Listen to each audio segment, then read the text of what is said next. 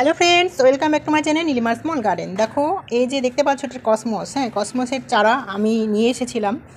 এটা 20 টাকা নিয়েছিল। 20 টাকা এক আটিতে কটা অনেকগুলো রয়েছে দেখতে পাচ্ছ। এক আটি নিয়েছিল 20 টাকা। তো একসাথে আমি একগুচ্ছভাবে বসিয়ে দিয়েছি। দেখো কসমস এখানে জানি না এক কালারও হতে পারে বা ভ্যারাইটি কালারও হতে পারে।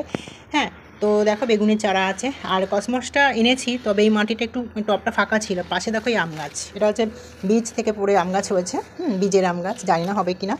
তো এটার মধ্যে আমি বসিয়ে দিয়েছি, জায়গা নেই, মাটি নেই, তার জন্য কসমসগুলো এটার মধ্যে বসিয়েছি। আর একটা জিনিস তোমাদেরকে দেখাচ্ছি, দেখো এই যে নীল রঙের যে থোকা অপরাজিতা দেখতে পাচ্ছ, কি সুন্দর ছড়িয়ে ফুটেছে, বেশ একদম দেখতে ভালো লাগছে। হ্যাঁ, এটা দেখো নীল রঙের থোকা অপরাজিতা, নীলকণ্ঠ।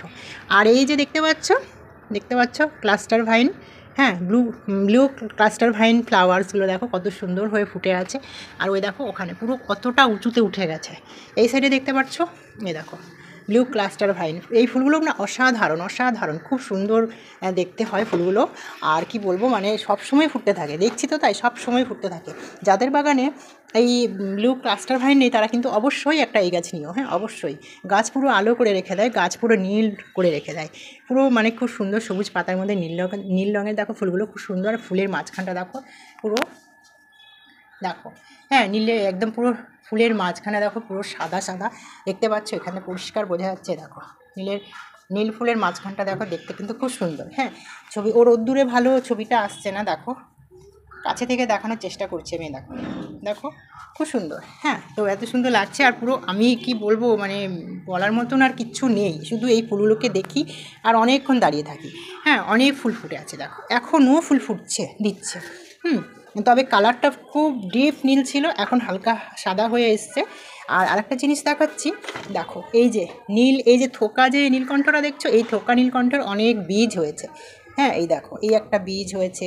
এই দেখো মৌমাছি এসছে মধু খেতে, দেখো ছোট্ট মৌমাছি মধু খেতে এসছে। এই ফুলের মধু খেতে এসছে। আর দেখো বীজ হয়েছে, দেখো কি সুন্দর না বীজটা এত সুন্দর দেখতে লাগছে, মানে কি ভালো লাগছে। কিন্তু এখনো শুকায়নি বীজগুলো, জানো তো, ভিতরে এখনও পাতলা আছে।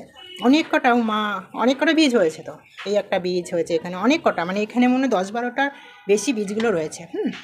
এই থোকা নীলকণ্ঠর বীজ হয়েছে। তো আমাকে একজন তো বীজ চেয়েছে। হ্যাঁ, এক ইউটিউবার বন্ধু আমার কাছে বীজ চেয়েছে। যেহেতু একটু কাছাকাছি আছি, দেখা হয়, ওকে আমি দেবো। আর আমার মা চেয়েছে, মাকে দেবো।